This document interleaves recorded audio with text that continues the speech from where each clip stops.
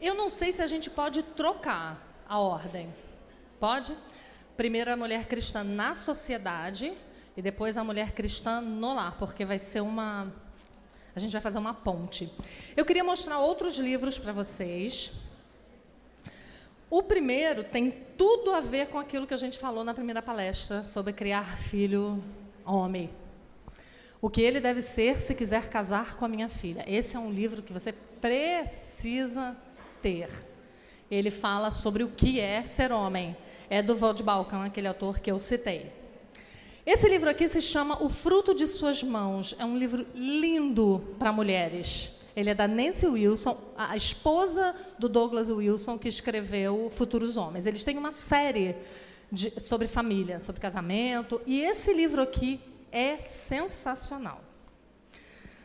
O Caminho para o Filho Andar, de Lu Priolo, é um manual para o pós-vara.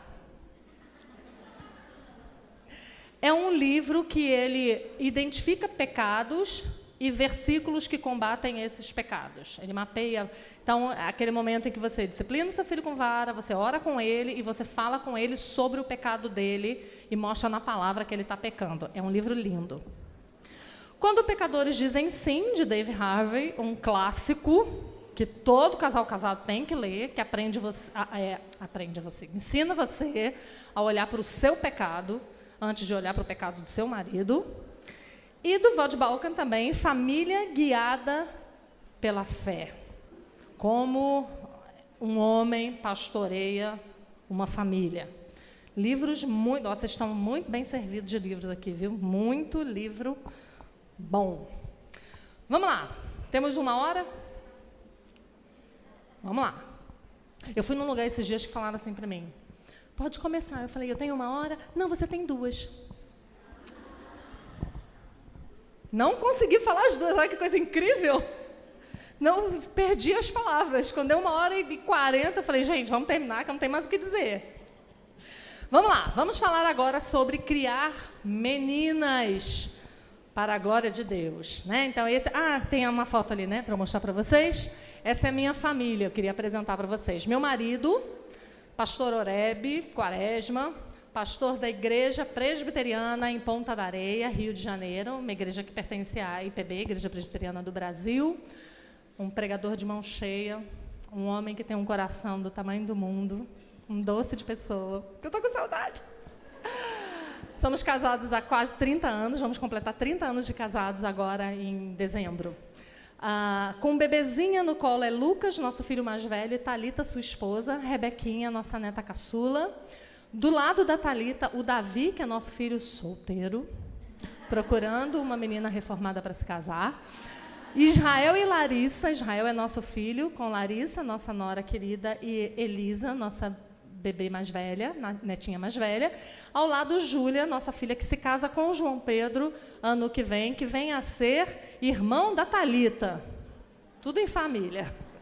Essa é a nossa querida família, uma família de pecadores miseráveis, resgatados pela graça de Deus e que luta todo dia para se parecer mais com Cristo. Né?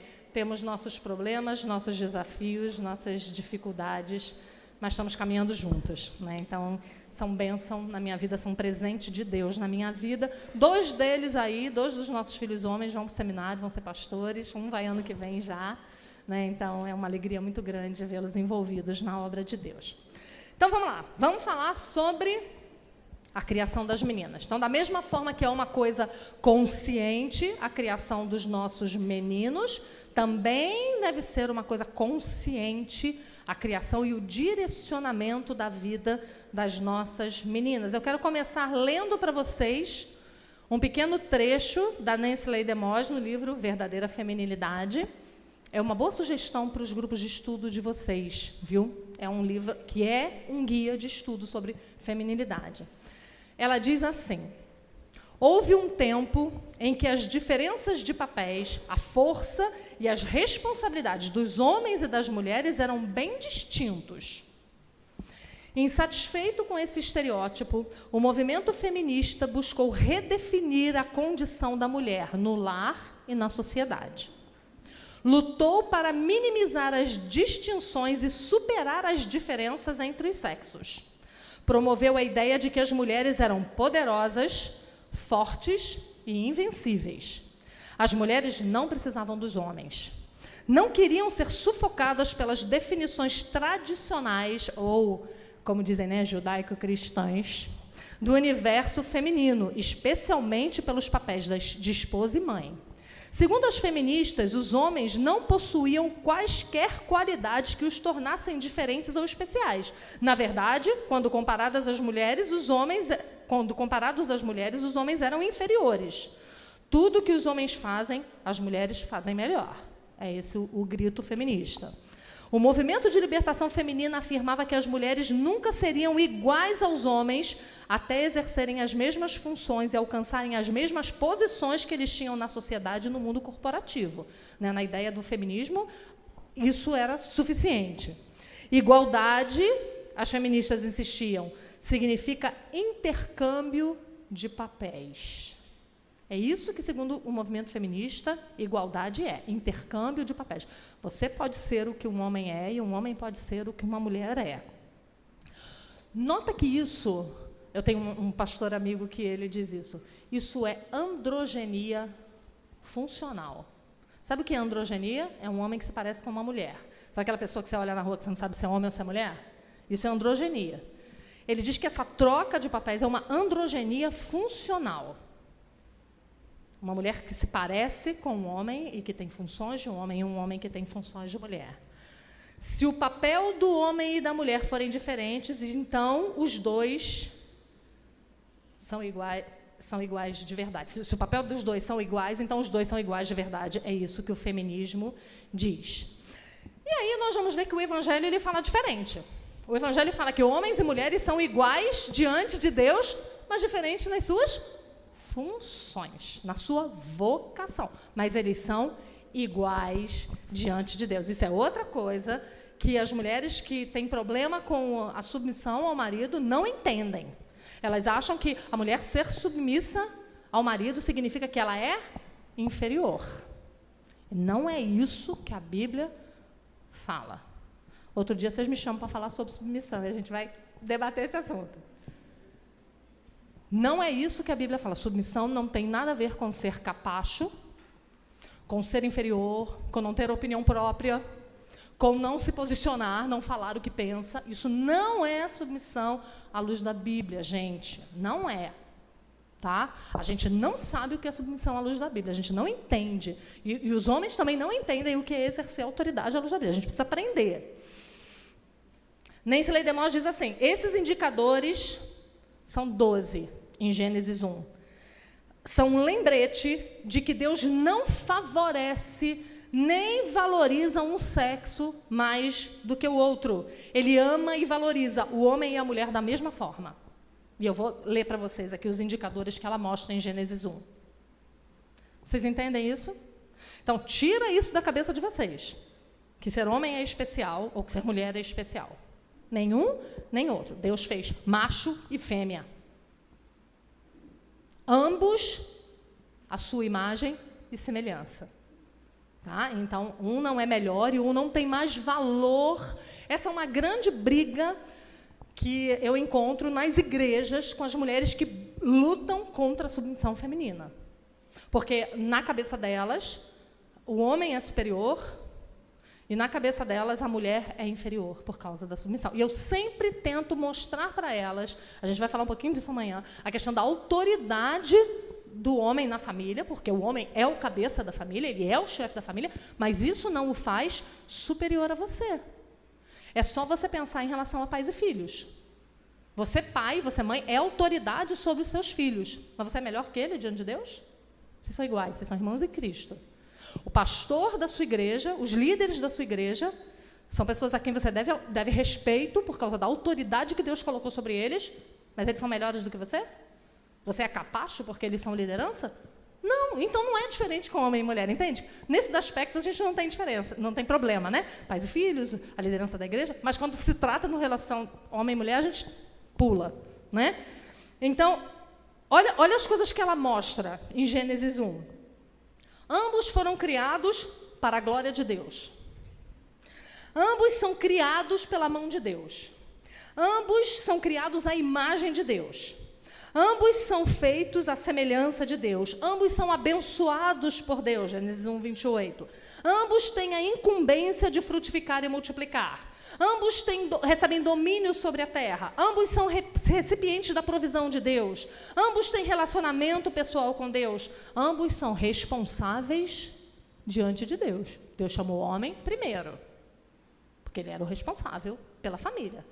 Mas depois ele chama Eva para prestar contas do pecado. Olha que coisa interessante. Você tem um marido que é responsável por você, que vai chamado a te apresentar a Deus no último dia, mas você vai responder por você. Isso não mostra o valor que nós temos diante de Deus? Ambos são herdeiros da mesma graça de vida. Então, no primeiro capítulo de Gênesis, nós aprendemos que a história do ser humano, homem e mulher, tem o propósito de exibir a glória do Criador. Isso é uma lição prática, já falei isso, é uma parábola sobre o relacionamento de Cristo com a igreja. Por isso é tão grave distorcer esses papéis. Por isso, você não aceitar a tua vocação feminina e não ensinar isso à sua filha é tão grave, porque você está distorcendo a imagem do Criador para o mundo. Você está mentindo a respeito de Deus para o mundo. Olha que coisa séria, né? Então, antes de nós começarmos a educar as nossas meninas para serem mulheres, segundo Deus, nós precisamos nos perguntar que tipo de mulher eu sou. Porque se eu não corrigir as minhas falhas como mulher, como eu poderei corrigir as falhas da minha filha? Né? O que nós pensamos do nosso papel no lar? Como é que nós avaliamos aquilo que a Bíblia requer de nós? Será que nós temos nos submetido com alegria a essas ordenanças? Ou será que nós somos frutos da nossa época, da nossa era? Será que nós somos feministas sem saber que somos feministas? Será que nós almejamos para nós e para as nossas filhas aquilo que o presente século impõe ou a vontade de Deus expressa nas Escrituras?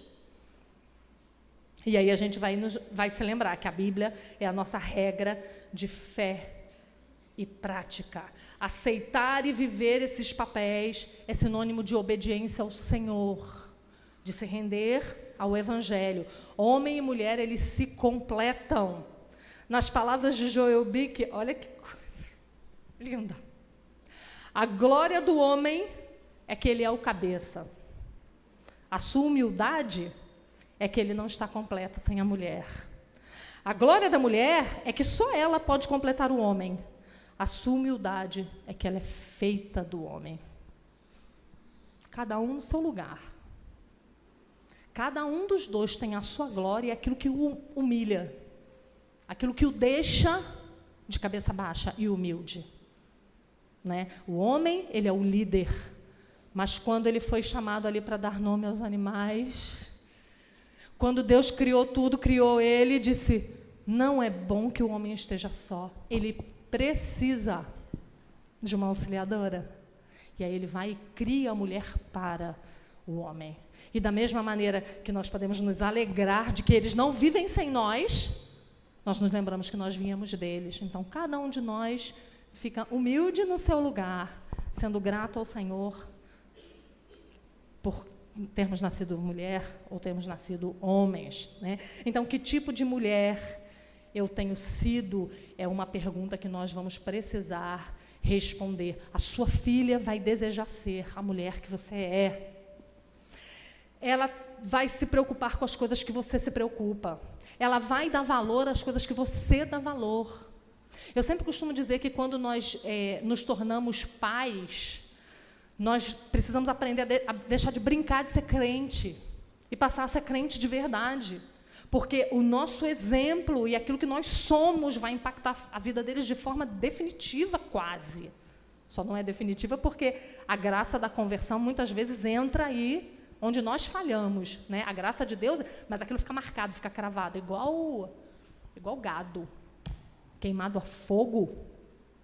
É isso que Provérbios 22:6 quer dizer. Ensina a criança no caminho em que deve andar, e ainda quando for velho, ele não se desviará dele. E esse texto está falando sobre o que quer que seja que você ensinar ao seu filho.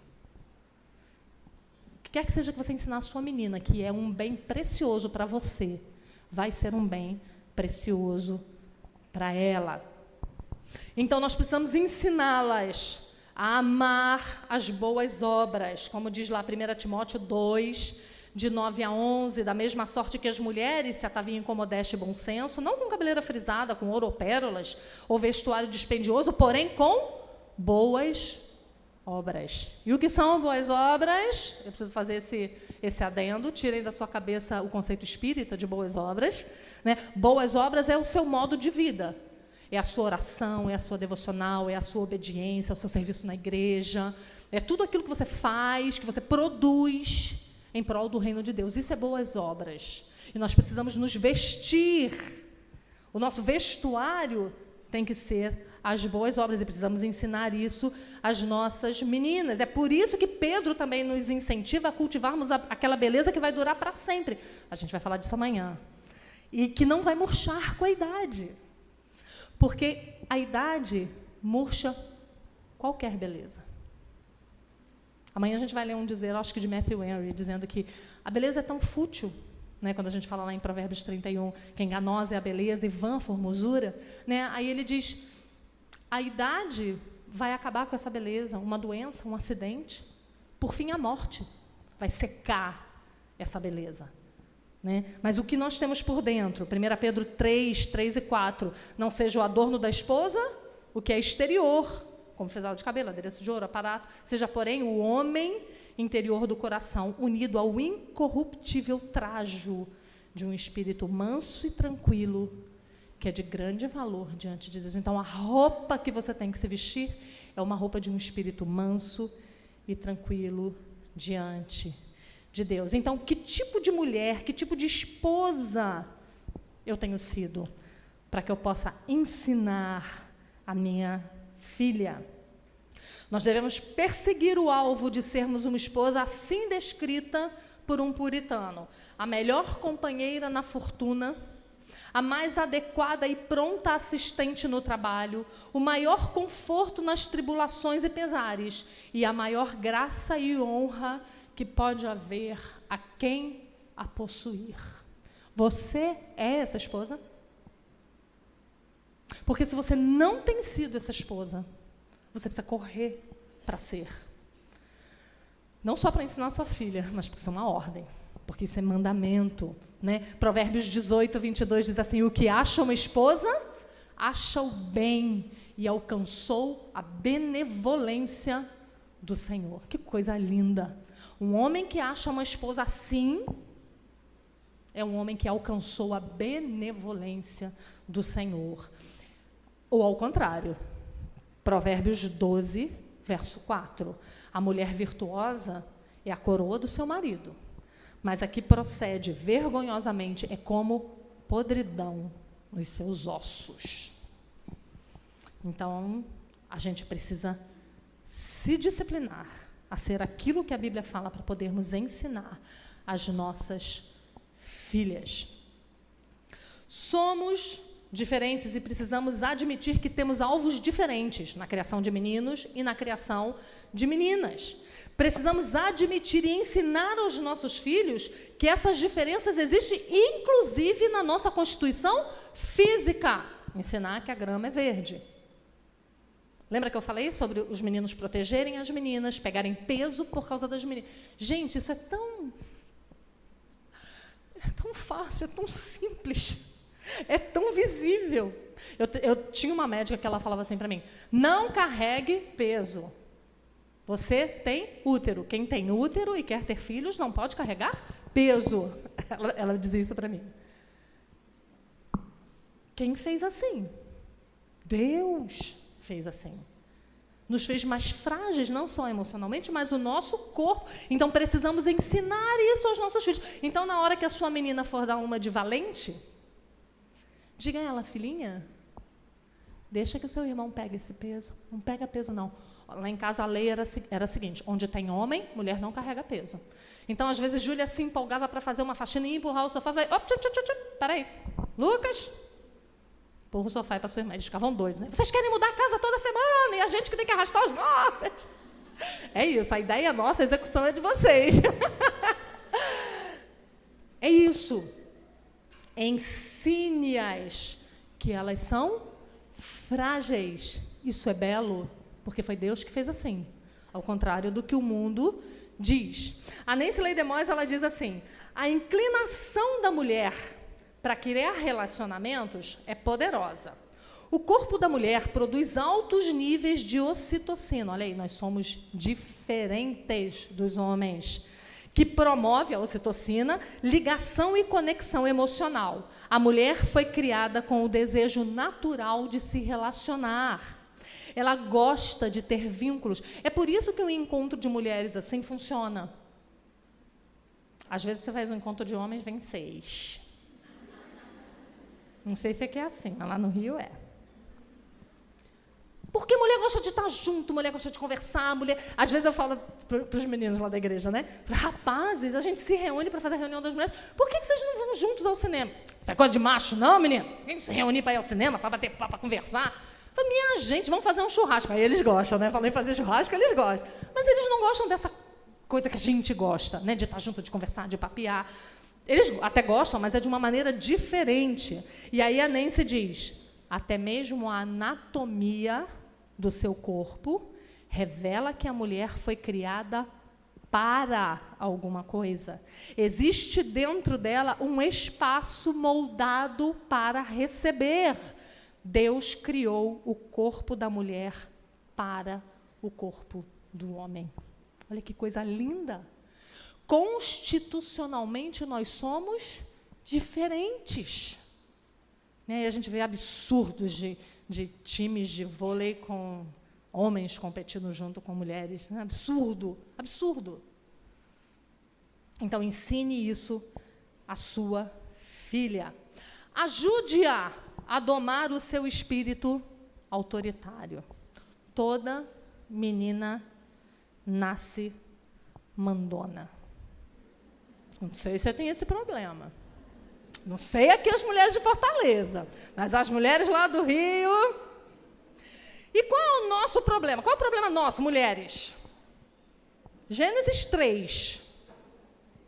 Eva. Todas nós somos Evas. O que Eva fez? Decidiu pela família, deu um passo à frente e resolveu com a serpente. Não, mentira, assim, que as mulheres acreditam, a Nancy Leigh DeMoss, ela fala, né? O que devia ter acontecido ali? O que a mulher devia ter feito? Espera aí, serpente. Aguenta só um instantinho. Adão, dá um pulinho aqui, meu bem. Tem alguém querendo falar contigo. O que ela faz? Parte para a ação. O que ele faz? Observa e se cala. É conivente com ela. Então, o nosso problema está lá. Toda menina tenta mandar em todo mundo. Quantas de vocês não conhecem meninas de 2 anos? Eu sempre conto que eu tenho uma sobrinha que, quando ela tinha 3, a gente entrava no carro, fechava a porta, ela falava, bota o cinto, tia. Eu falei, meu amigo, não quero mandar em mim, eu tenho 50, tu tem 3. Mas ela queria mandar em mim. Ela estava ligada em tudo e queria todas as coisas em seus devidos lugares. Ela aprenderá muito sobre tudo isso se você tiver um relacionamento conjugal adequado, como nós falamos antes, né? Com um pai dócil e firme e uma mãe que tem posições, vontades próprias, mas que sabe se submeter livremente à liderança do marido, ela vai aprender onde se colocar no mundo. Se sua menina é criada num lar assim, o ensino teórico tem excelentes chances de ser internalizado, né? Se você é uma mulher que sabe se colocar no seu lugar. Então, ajude-a a não se meter em tudo e a não querer resolver todos os problemas. Talvez você tenha que falar sempre com ela. Isso não é problema seu. Fica tranquila que tem gente resolvendo isso. Não se mete nesse assunto. Por quê? Porque isso é nato da mulher. Querer ir à frente, da mulher pecadora, né? Querer ir à frente e tomar as rédeas de tudo ao redor. Mas você pode dizer para mim, mas a minha filha ela não é mandona. Porque tem aquelas mulheres que são, né? Mas, querida, deixa eu te falar. As que não são mandonas são as piores. Porque são aquelas que mandam sem que ninguém perceba que elas mandam. E você está rindo porque você sabe do que eu estou falando, né, fofa? Tu sabe. Toda mulher já nasce sabendo manipular. Mulher não precisa de um curso de coach para aprender a manipular. Ela não precisa de um curso do Instagram para aprender a manipular. Ela não precisa do desafio dos 15 dias para aprender a manipular os outros. Não precisa. Ela já nasce com essa brilhante capacidade. Então, é aquela menina, e muitas vezes a gente é essa menina. É aquela menina que fala, ai, papaizinho, eu queria tanto aquele sorvete. E o pai fala, filha, você está gripada, né? Mamãe disse que não pode. Papai, tudo bem, mas eu estou tão triste. E aí o pai vai, se quebra, né? Às vezes elas mandam na gente, não se portando duramente contra a gente, mas chorando, se fazendo de magoada, com um biquinho. A gente conversava isso hoje, né? Como os nossos filhos eles são diferentes entre si. Tem filhos que são mais rebeldes, que são mais... que dizem na tua cara que não vão te obedecer. E, às vezes, são os melhores. Porque você vê o pecado, você pode lidar. Mas aqueles que são mais... sonsos, né, essa palavra, que são mais doces, né? E menina é craque. Olha, eu tenho muitas conhecidas que falam isso para mim. Minha filha nunca nem precisou apanhar. Meu amigo, quem diz que nunca precisou apanhar é porque não sabe o que é pecado no coração de um ser humano. Porque o erro de uma criança não é só se defrontar com você, não é só isso que é pecado. Lembra daquela parábola que Jesus contou, daqueles 2 filhos? O que disse que não ia e foi, e o que disse que ia, mas não foi? É isso. Então, às vezes, a gente tem filhos que se fazem de obedientes na nossa frente e, por trás, fazem tudo aquilo que eles querem, né? Então, meninas são craques em fazer chantagem emocional, fazer bico, chorar, dizer que está com dor de barriga. Já viu? Olha, toda menina é assim. Um dia eu estava sentada aqui na frente da igreja com a filha de uma amiga que tinha uns 8 anos. E a minha amiga lá atrás com o bebezinho. E eu cuidando da filha dela. E aí ela ficou, tia, posso beber água? Eu falei, não, presta atenção na pregação. Aí daqui a pouco ela, tia, deixa eu beber água. Lá pra frente. Aí daqui a pouco ela, eu quero ir na minha mãe. Eu falei, não vai. Tia, eu quero ir na minha mãe. Eu falei, você não vai. Só quando o culto acabar, presta atenção. Aí ela, tio, eu tô com dor de barriga. Eu falei, meu bem, quando tu ia, eu já estava voltando. Que essa dor de barriga e essa dor de cabeça eu entendo.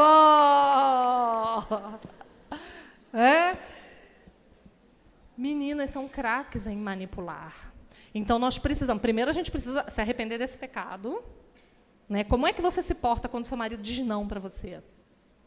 Como é que você se porta quando seu marido frustra as suas expectativas? Às vezes, a gente se parece uma menina de 3 anos, né? Que bate o pé no chão, se joga, faz pirraça, né? Às vezes, a gente faz isso. E como é que a gente faz isso? A gente faz isso fazendo bico. 1 semana sem falar com ele, 2 semanas sem abrir o parque. Né? A gente é craque de fazer isso. 3 semanas sem fazer o bolo preferido dele. O que é isso, gente? Qual é o nome disso? Manipulação. É assim, você não me dá o que eu quero? Então você também não vai ter o que você quer. Você não vai ter amor, você não vai ter respeito, você não vai ter carinho da minha parte, e eu vou te tratar friamente. Quantas vezes eu já não fiz isso? Do tipo, seu marido te falou alguma coisa de manhã, aí você ficou 3 metros de tromba, de bico, para mostrar que você está infeliz. Aí o marido vai trabalhar, aí você até esquece. Aí quando ele chega, você lembra de armar o bico, né? Você estava lá bem zona, lavando a louça, quando ele chega, oi amor, tudo bem? Não. Tudo indo. A gente faz questão. O que a gente quer, na verdade? Na verdade, a gente quer puni-los, porque eles não fizeram aquilo que a gente quer. Sabe o que é isso? Idolatria. Isso é idolatria. Porque a nossa vontade é o nosso Deus. E a gente precisa se livrar desse ídolo na nossa vida. Lembra lá de Gálatas 5,17? O Espírito Santo nos foi dado para que nós não façamos o que seja do nosso querer, mas para que a gente obedeça a palavra de Deus. Então, se você tem uma filha que não é mandona, mas é um doce, se preocupe mais com ela do que com a mandona. Né? E se você é a mandona ou você é a manipuladora, se arrependa do seu pecado e volte atrás. Treine sua menina, isso aqui é uma coisa muito importante, para lidar diretamente com o pai dela. O que a gente faz muitas vezes? A gente se interpõe nesse relacionamento. A gente fica no meio dos dois, sendo a boazinha da história. E fazendo soar, a gente não diz isso, como se ele fosse um vilão, que nunca deixa nada. Mas a gente é tão legal, então a gente vai interceder junto ao marido para que as vontades da nossa filha seja feita. Então, não seja aliada ou cúmplice da sua filha. Você é aliada e cúmplice de uma só pessoa nesse mundo, seu marido. Você é uma só carne com uma só pessoa nesse mundo, que é o seu marido. Você não é uma só carne com os seus filhos. Anota isso bem grande e bota na geladeira da sua casa. Não sou uma só carne com meus filhos. Meus filhos vão embora. Meus filhos vão casar. Meus filhos vão amar alguém mais do que amam a mim. Muito mais. Você é uma só carne com o seu marido. Então, fuja dessa tentação de ser a boazinha. Né? Incentive-a a submeter-se docemente à autoridade do pai. Porque fazendo isso, você estará incentivando-a a submeter-se à autoridade do marido mais tarde. Uma menina que teve um pai firme e um pai amoroso, um pai que a disciplinava, um pai que era duro na hora que devia ser duro e um pai que era carinhoso na hora que devia ser carinhoso, é uma menina que aprende a ser uma boa esposa, porque aprende a docemente se dobrar à autoridade, por vontade própria, à autoridade do marido. Então, isso deve ser uma coisa consciente. Ensine-a a confiar nas decisões do pai. Isso quer dizer que a gente sempre concorda com o que o nosso marido decide? Não.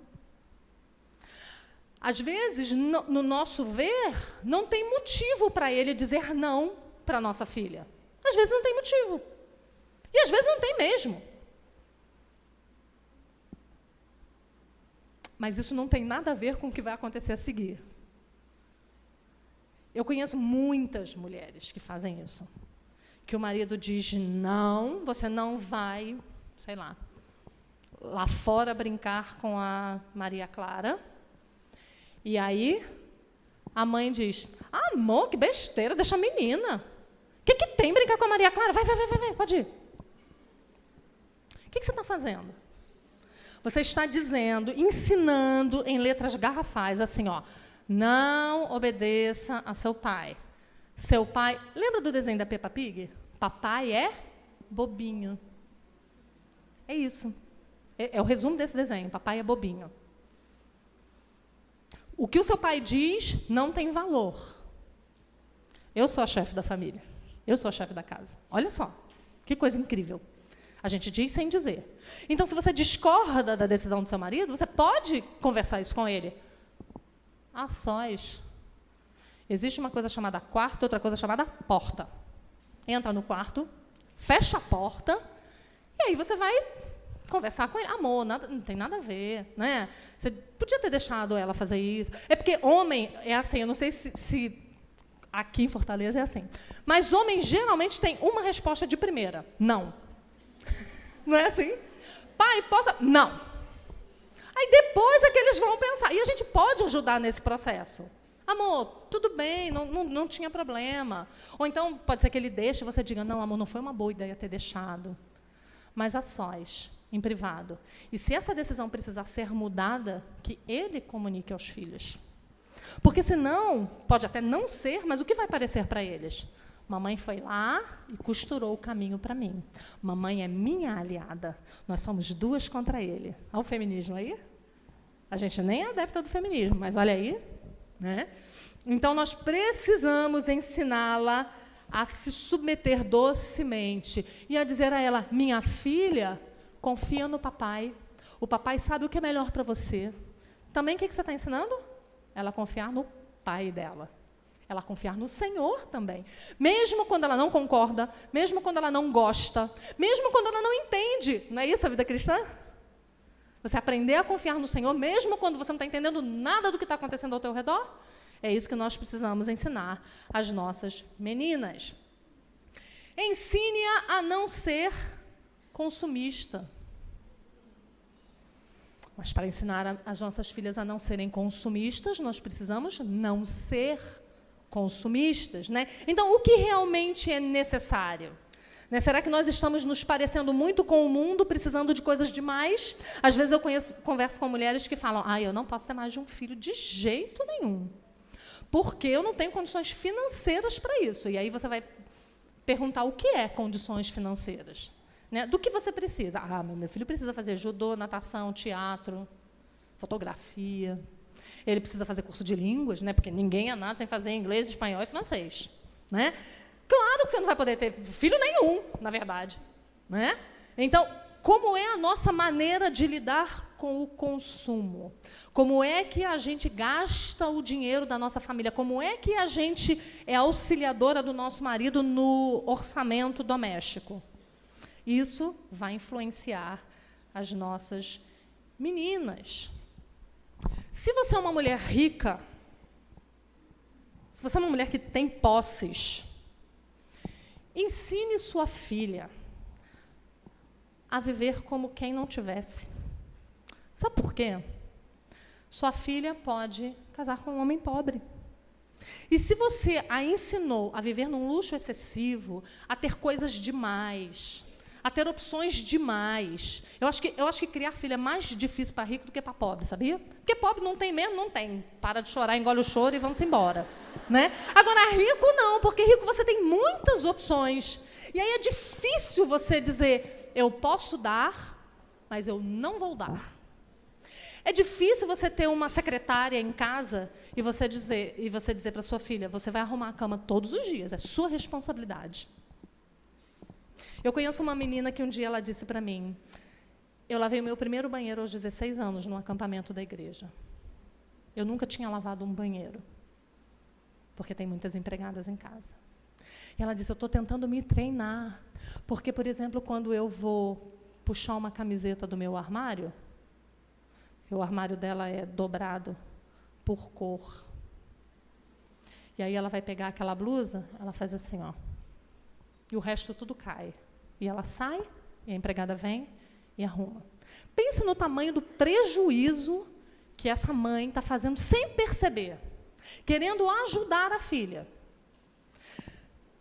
Prejuízo para ela no futuro, porque ela pode se casar com um homem tão rico quanto o pai, mas pode não ser.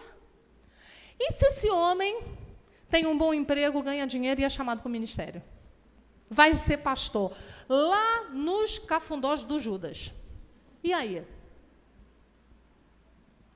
Sua filha pode não se casar com um pastor, sei que nem eu não casei com um pastor, eu casei com um militar. Lá pelos 3 anos de casamento foi que ele resolveu ser pastor. Como é que você lida? E eu aprendi na minha casa. O meu pai não era rico, mas era um funcionário público que sempre ganhou bem. E eu estudava num bom colégio e eu morria, porque todas as minhas amigas tinham todos os relógios da moda, todas elas iam para a Disney, todas elas... E o meu pai tinha condições disso e ele não dava. E ele dizia, você não precisa disso. A gente comprava roupa uma vez por ano, no Natal. Como isso foi importante para mim?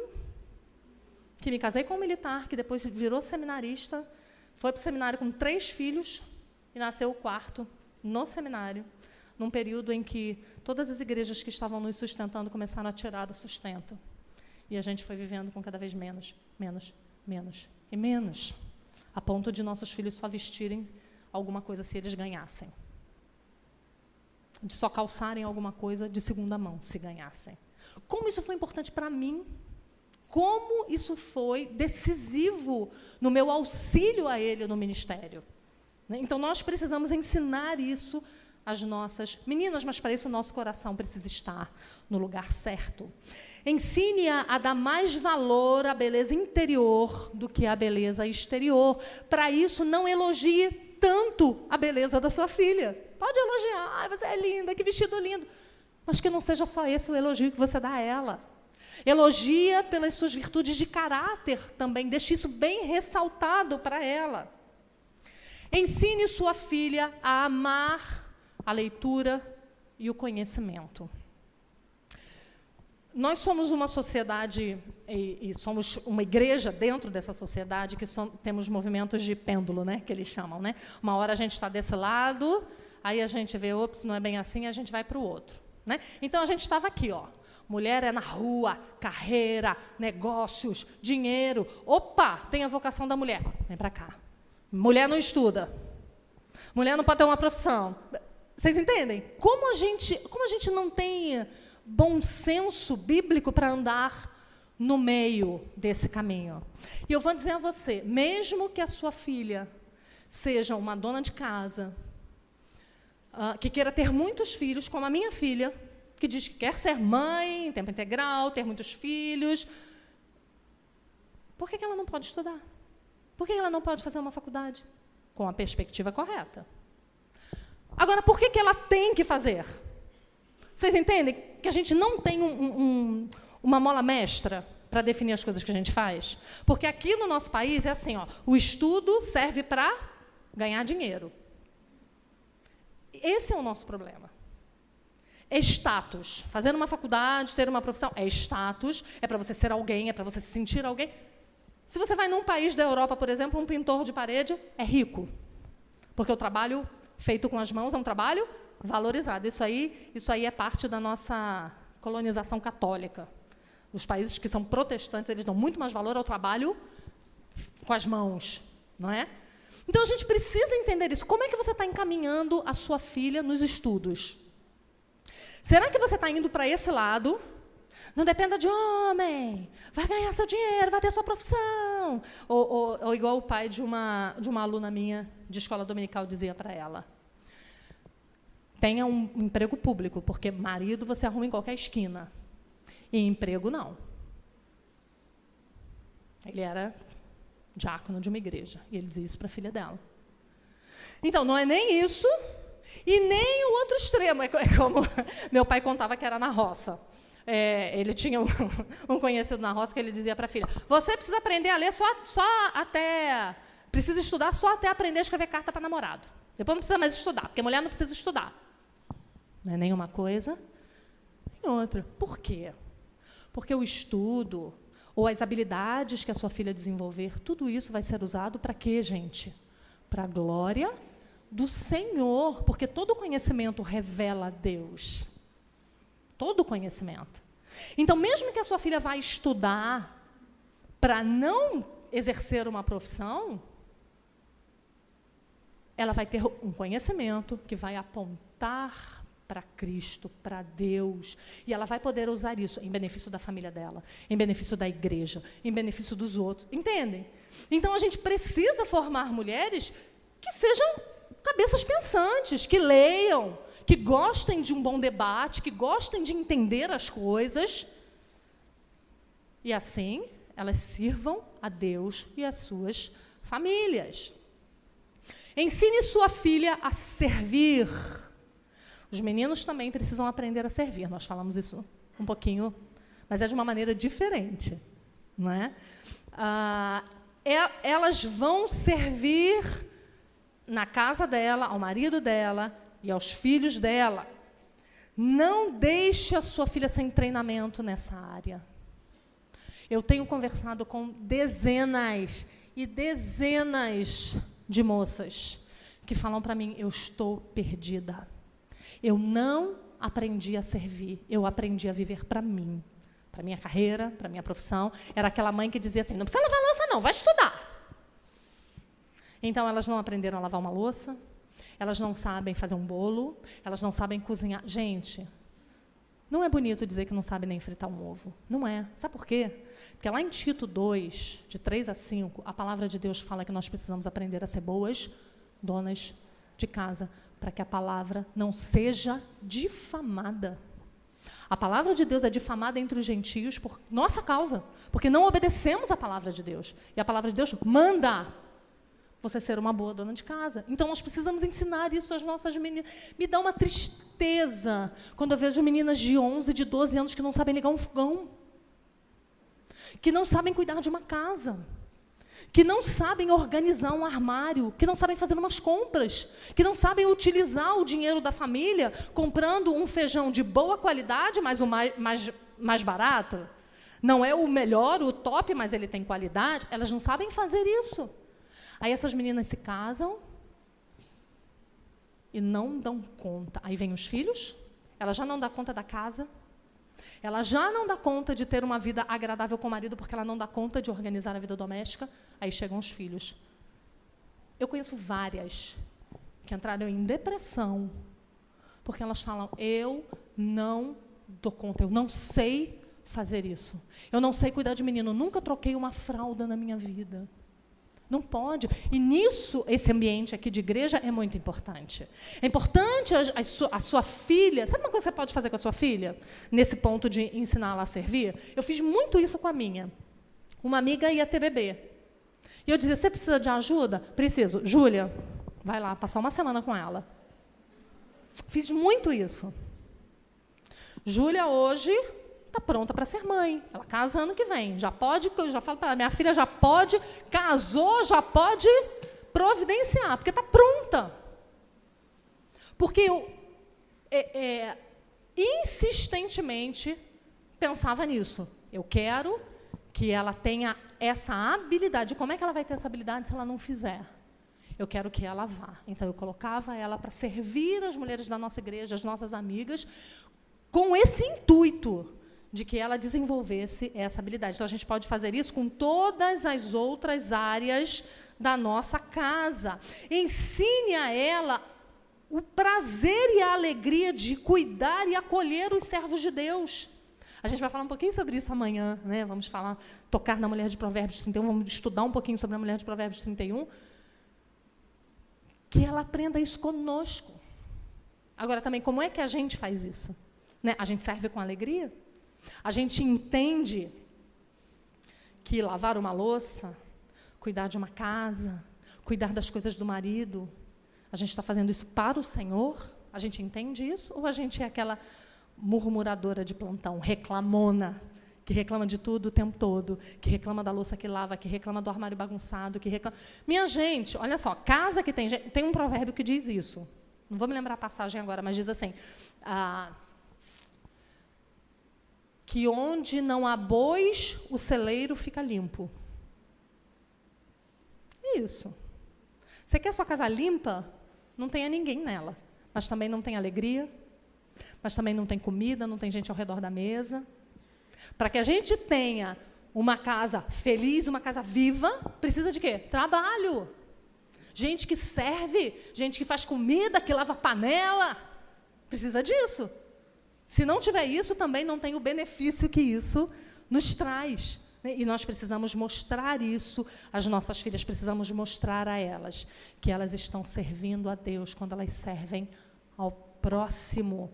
O puritano William Perkins, ele dizia, há uma diferença entre lavar louças e pregar a palavra de Deus. Há uma diferença. Mas no tocante a agradar a Deus, no cumprimento da sua vocação, nenhuma em absoluto. Que coisa linda. Ele reconhece que um ministro ordenado do Evangelho, pregando a sua congregação no dia do Senhor, é importante. Mas que uma mulher trocando uma fralda de um bebê, Também é, porque cada um dos dois estão obedecendo ao seu chamado e à sua vocação. Ensine a sua filha a ser hospitaleira. Coisas simples como receber com alegria, deixar as pessoas à vontade, cuidar dos detalhes para que... Isso são coisas que você tem que dizer para elas.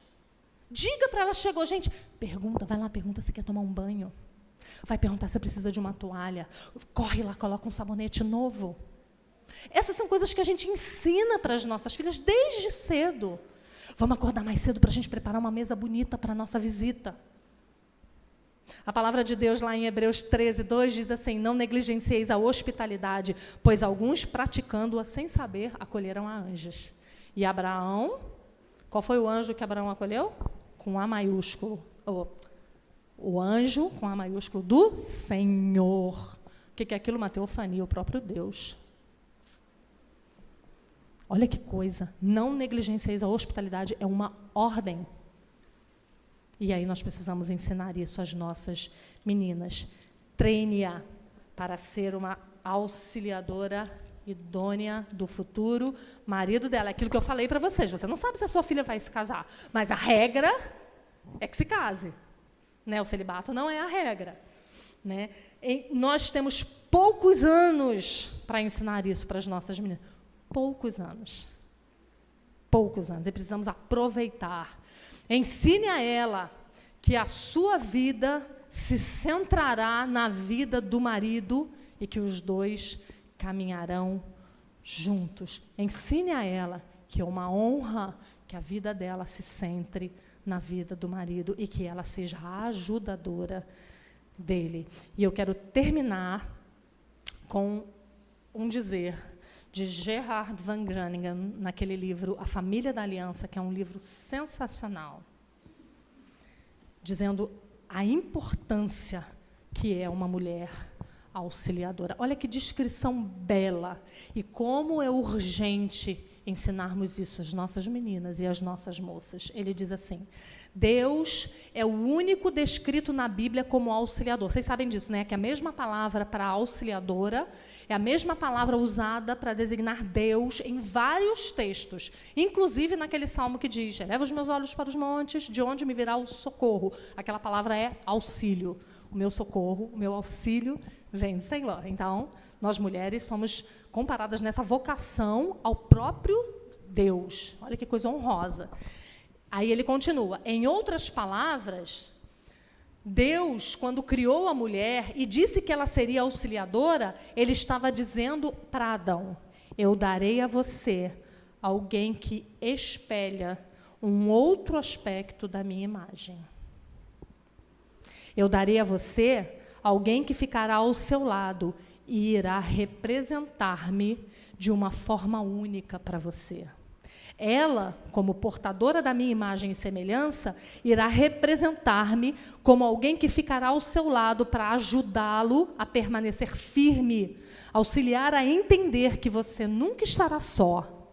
Foi dado à mulher um papel específico. Ela espelha a Deus em vida.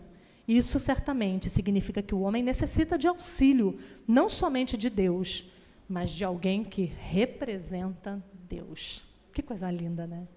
Que excelência o papel da mulher. Que diferença do papel chulo que o mundo diz que a mulher tem. De inferioridade. Que diferença do que o mundo diz que é o papel da mulher no lar e na família, daquilo que Deus pensa do papel da mulher no lar e na família. E você prefere ficar com a opinião de quem? Do seu Deus ou do mundo que jaz no maligno?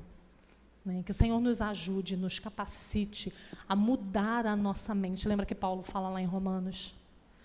Transformai-vos pela renovação da vossa mente. E é isso aí. Tira conceito mundano, coloca conceito bíblico. Tira ideias mundanas, coloca ideias bíblicas. E que nós auxiliemos as nossas filhas e as meninas das nossas igrejas a serem essa mulher. Vamos orar? Senhor, necessitamos da Tua ajuda, Pai, porque nós não podemos ensinar alguma coisa que nós não vivemos.